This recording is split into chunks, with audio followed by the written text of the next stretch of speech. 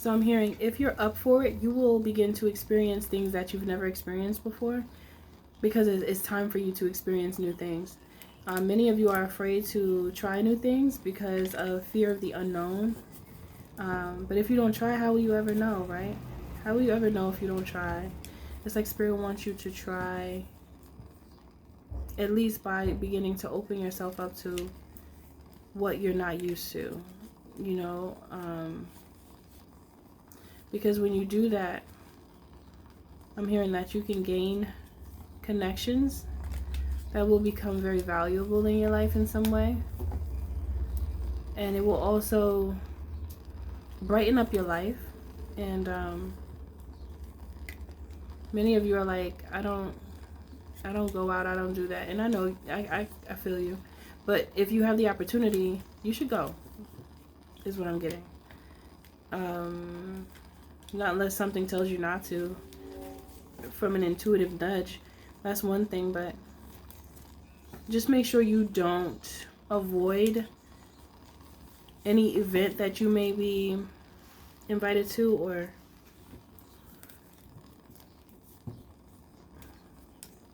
any experience that you can have that is new for you. Make sure that you don't allow fear to control your decision.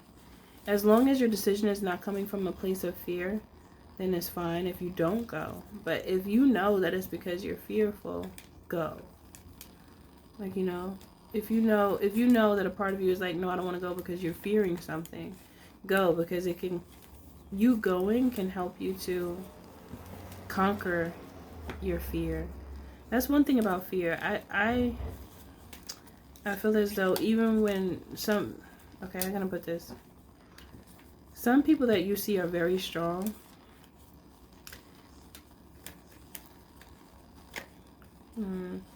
How can I say this? I don't know if this is the right way to say it, but I want to say, technically speaking, they're not afraid, but emotionally they might be a little afraid, but they still go. Individuals who are strong at heart, even if they're feeling a little nervous and fearful emotionally, they'll push themselves to go, even when it might be a bit of a challenge. And this is what Spirit wants you to train yourself to do. Even if it's something that you might see as small, if you know it's something that you're afraid of, you should do it, because it's going to trigger something within you that's going to open you up to recognizing that there was nothing to be emotionally fearful of. Something about emotional fear. Let me look that up, because I'm not used to those two words together. Emotional fear. Un momento.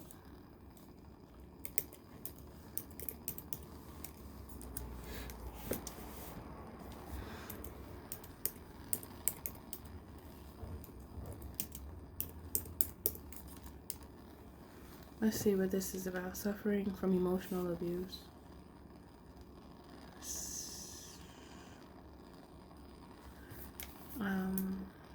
Let me see. Hold on. Accept. Share well helps the aftermath of emotional abuse. Wait. No, I don't want this one.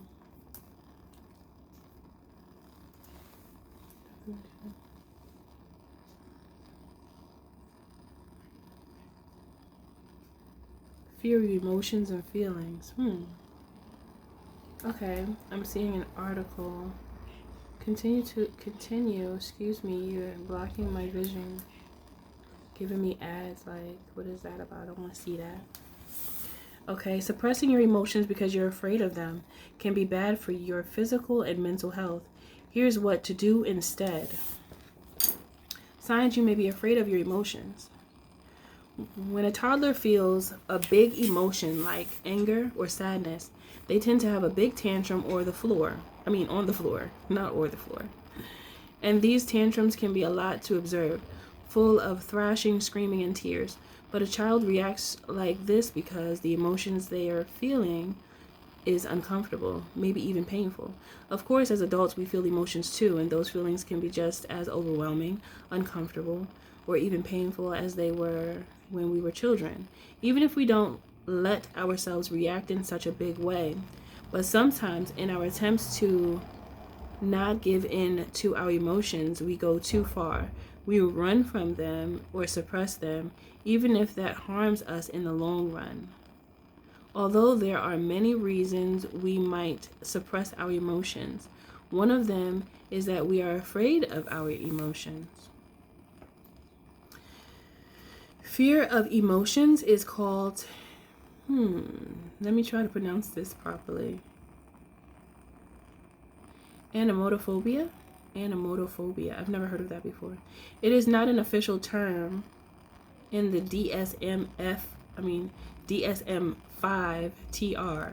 That's like I'm guessing that's some type of emotion. I'm gonna call it a database for diagnoses, is what I think that is. But I didn't click it, but I'm just guessing because it's like, it looks like a way to define certain conditions. Okay, still, fearing your emotions can have a significant impact on your well-being. So many of you may fear your own emotions, and it can have an impact on your well-being because we need to feel everything. That's a part of the God body, feeling everything and knowing what to do with the feelings, because if we're just ignoring them, we will suffer. So if you feel like you need to cry, cry. I don't care if you're a man or a woman. Okay, I know men, they be having trouble in that area, especially because of upbringing and stuff like that. But if you need to cry, you need to cry because you have to purge that out and give it to God. Allow those tears to be a sentiment to God, okay? And that is, your tears coming from the heart is the most honest you can give. That's a beautiful offering, okay? Now, how does being afraid of your emotions impact your health? Individuals who fear emotions miss one of the best things of life living, says Noelia Leet, a licensed psychotherapist, doctor of integrative mental health, and certified hypnotherapist. People who are afraid of emotions survive. They do not live.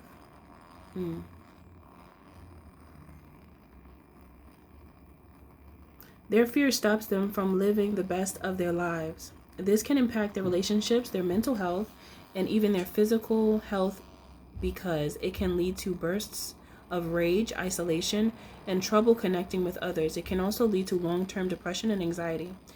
It causes so much unnecessary suffering, says Kristen Cantley, holistic psychotherapist. I would compare it to high cholesterol and heart disease.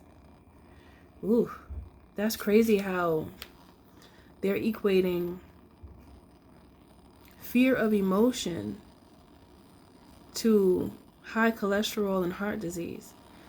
So that means that the imbalance of emotions can really make you sick. Like, that's what that equates to in my mind.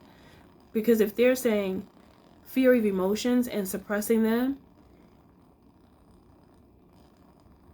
it could cause, it's like it equates to high cholesterol and heart disease.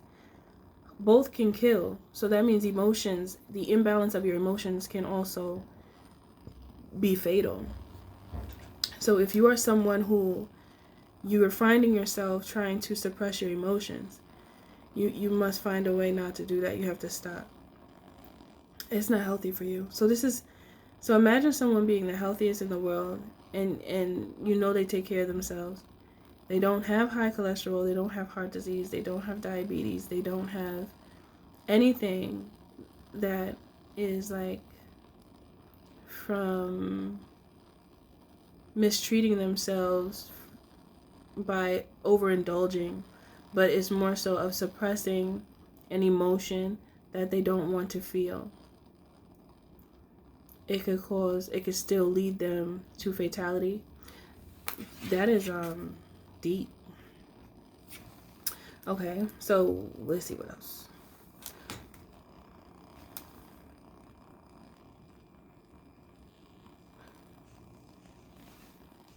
When we fear our emotions, we often suppress them. This can lead to long-term health complications or strains in our relationships. Suppressed emotions stay in the body and begin to create disease. The pains to immune disorders, to IBS, to name a few. She continues, it also takes a toll on your mental health because emotions always come out, whether an unacceptable outburst or acting in a passive-aggressive way. Signs you may fear your emotions. If you're afraid of your emotions, you might develop a pessimistic outlook, avoid people or activities, struggle to sleep, be irritable to be around, possibly experience big outbursts of anger and tears or tears. People who fear their emotions may also often try to suppress them through avoidance behavior. People sometimes go to great lengths to not feel. I used to do that. Because I've had experiences that were so traumatic that I buried them inside of me. And I was young, so that was the only way I knew how. I didn't know what else to do with them. So I acted like it didn't happen in a way, even though I know it happened, but that was my only way to keep going because it could have crippled me if I allowed it to. And at that time, no one else knew about what I experienced.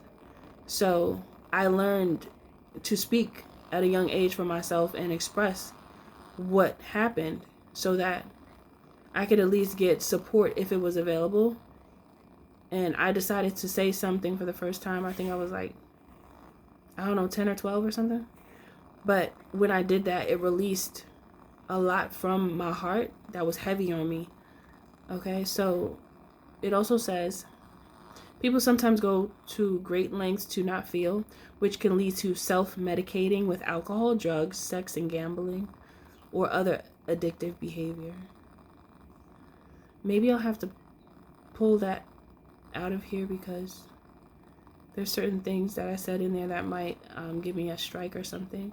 So I'm going to have to maybe put the words on the screen, but take my voice out of there or something. I don't know. Let me see what else. What causes fear of emotions? Often explains Leith. I don't know how to pronounce this woman's last name or this man. I don't know, but it says fear of emotions may be rooted in past traumas or a pattern of recurrent events such as physical, emotional, or spiritual abuse, traumatic events such as car accidents, loss of loved ones, or war experience. Sometimes the past trauma is unresolved, making some afraid to re-experience how they have felt before. Someone might not feel a sense of inner safety or get overwhelmed by their emotions, which causes them to try to suppress them rather than feel them. They may also entirely avoid situations that could bring up those difficult emotions. Other times it can stem from childhood, and how the role models handled their emotions. So that's basically saying if you have a parent that didn't know how to control their emotions, it's likely that you would take on that same energy. That's what I just got from that line. For example, psychotherapist Ronnie explains that it could come from parents who would shame or punish their child for expressing emotions. This may not lead to a person fearing their emotions immediately, but it could begin to shape a person's beliefs on feelings and emotional expression. I feel like men deal with this a lot because, when it comes to that masculine way of being, the strength, the know-how, the resilience, that's a lot of pressure. I feel that many men go through. I feel like women go through it too, but with men it's more because more is expected out of a man, and it's almost like if you show any sign of weakness, then you just weak, but that's not true. We all have emotions that we need to work through, and I feel like it's like many men are cheated out of their ability to heal because of this sour thinking. It's actually toxic. It's a very toxic way to adopt because it's like telling it's like a message to tell men to just be cold and not feel their emotions.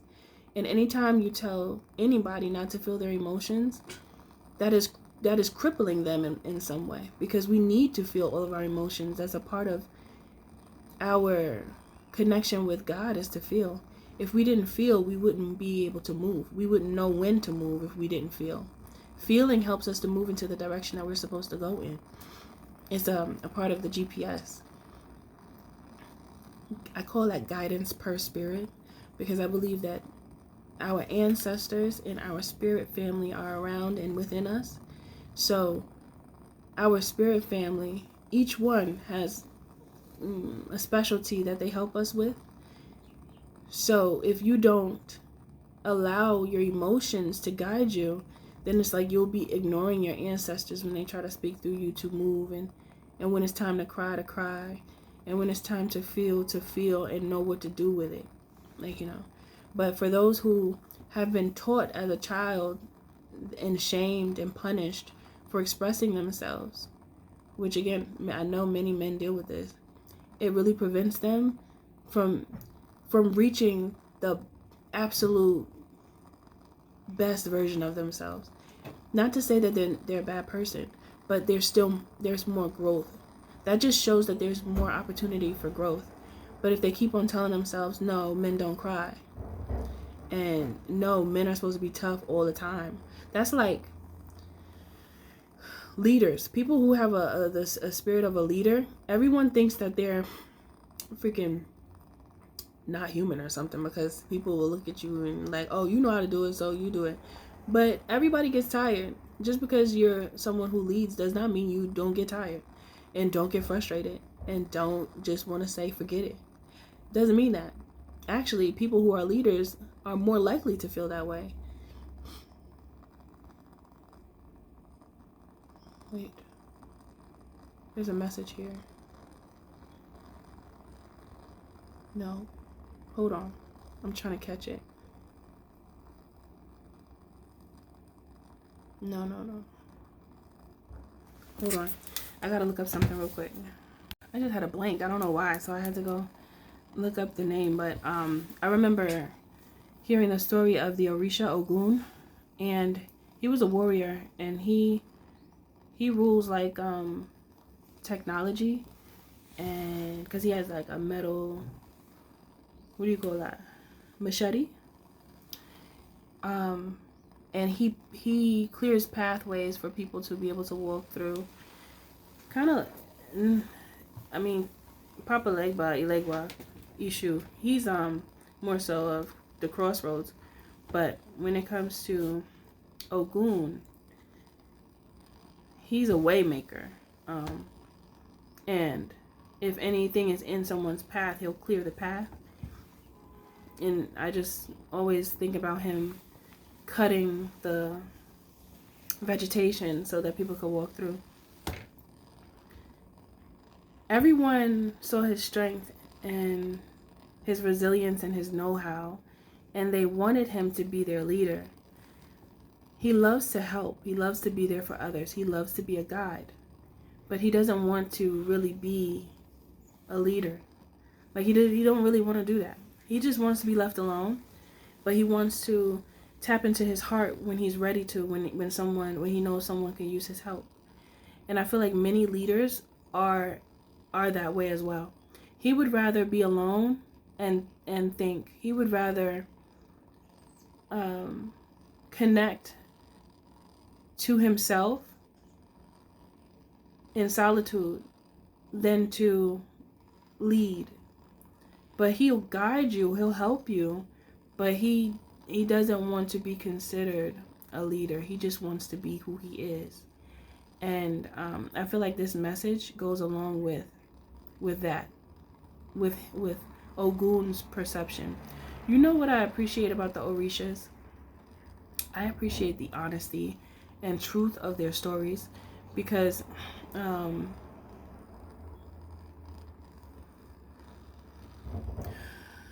like in the church, they it's like they shame a lot when it comes to people doing wrong, but that's a part of learning. You do wrong first before you do right. And they'll want you to be walking around like an angel of light all the time, but we all have darkness in us, so it's not really being completely honest. But with the Orishas, they show the ugly, well, what can be perceived as ugly within their character, and that helps us to connect to them. You know what I'm saying? Like, if you look at someone and they just seem perfect, you're not going to be able to connect to them, because you're going to feel like, I'm not like that. In your mind, in the back of your mind, you're going to say, oh, that person is much better than me, so I can't be like that, so I might as well just stay like this. But with the Orishas, the story of the Orishas, each story has something very special attached to each Orisha. And I just find it, my phone is dying, I just find it very special that the truth is shown from all angles, because it is helpful to whoever hears these stories. So I feel as though many men can also feel like, oh, boom, like, yeah, I want to help you, I want to guide you, but you need to do the work yourself. And to some extent, you have the spirit of a leader, because you are a leader, but at the same time, you really don't.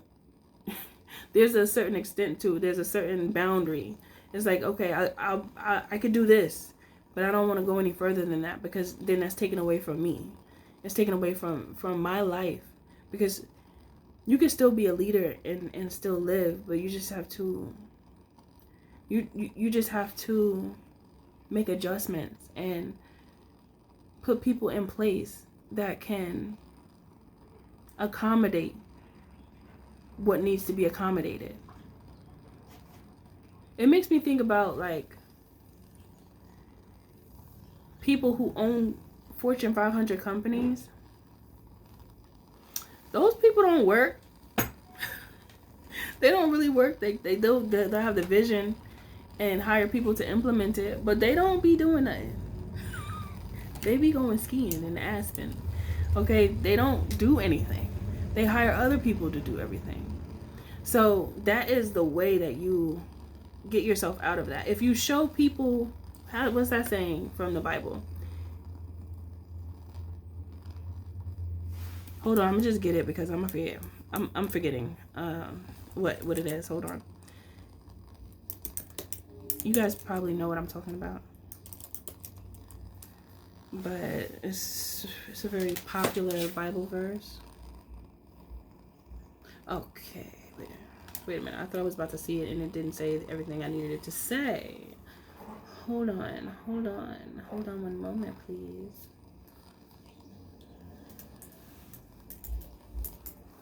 Two, 4, and yes.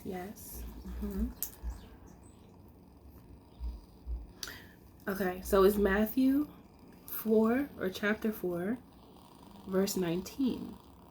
And it says, "Follow me, and I will make you a fisher of men." In this verse, Jesus is inviting Peter and Andrew to become his disciples and teach them how to bring people to Christ. Okay, so it's the same concept that I'm getting. It's like, these owners of these Fortune 500 companies, remember, I told you they don't really do much but have a vision and implement it through putting people in position to do what they envisioned. So they back out and then they go live their own life. And I feel as though this is the concept that I'm about to correlate to this topic, because many men are leaders, but they feel overwhelmed because they do too much and they just want some time to themselves, and they're finding that they can't get it. And then they're also struggling emotionally because they've been taught from a child that taught through punishment that they should not feel, and that is detrimental to one's soul. And so if a leader teaches other people to lead, that is the point. Okay, the point is for you to help encourage other leaders to rise, so that you don't feel like you're the only one who is being depended on. There's someone that does a lot and they're tired here. Someone is very tired and they need a break and they just need time to be. Just be. Whatever they want to be. Not who everyone expects them to be. And maybe you can't do that right now, but you will be able to. But now it's about implementing positions that can be filled that will allow you to back away for a while because you need a break. Not to say you can't still give set instructions and check up, but it's kind of like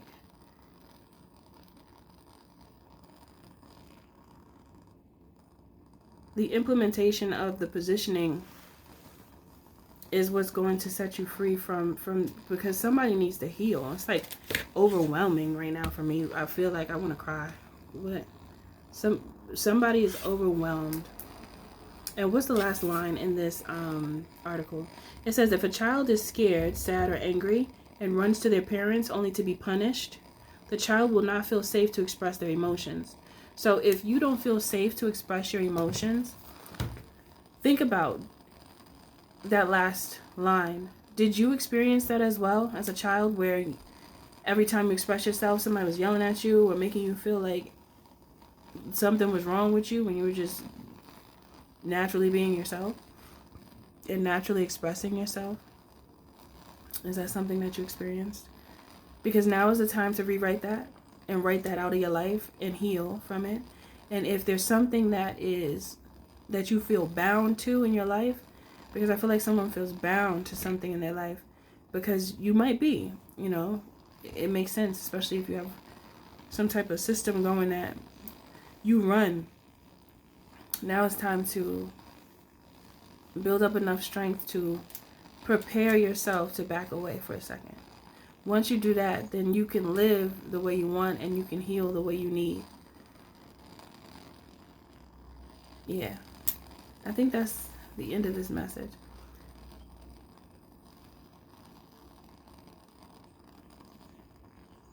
And now I'm hearing women are not the only ones who are allowed to cry. I feel like there's some men that need to hear that. Now, I don't want you to feel like ashamed of that. It's a good thing. You have to be able to balance that. If you hold that in, you are going to combust, okay? Explode. And not for good reasons, okay? So cry if you need to cry, young man, young woman, okay? Even if you're an elder, cry if you need to cry. And then give all of your tears as an offering, okay? That is very powerful, and it's love, and it's understanding and awareness for your desire to truly heal. And you're going to become better. That's the point. The point is to improve and become better than you were before. And when you allow yourself to cry and feel, you'll become better. Okay? Some people might not like this message because some people are not going to want to accept that this is real and this is really what's happening in the world. And that's why there's so many men walking around so damn angry, because they're not being heard. And people are acting like they're not human, and that's messed up, because we all have emotions. Hello. Okay. Yeah. Anybody that's making you feel like you can't express your emotions and you're not supposed to feel, that person is toxic. Because we have to feel. How are we going to get through life? Like, the feeling is what we use to go intuitively. So we gotta get those emotions right. Okay, my honey roses, my loves, everything you do it with love. Always remember the creator is in you and the magic is too, because you are magic. Much love to you. I'll see you in the next video.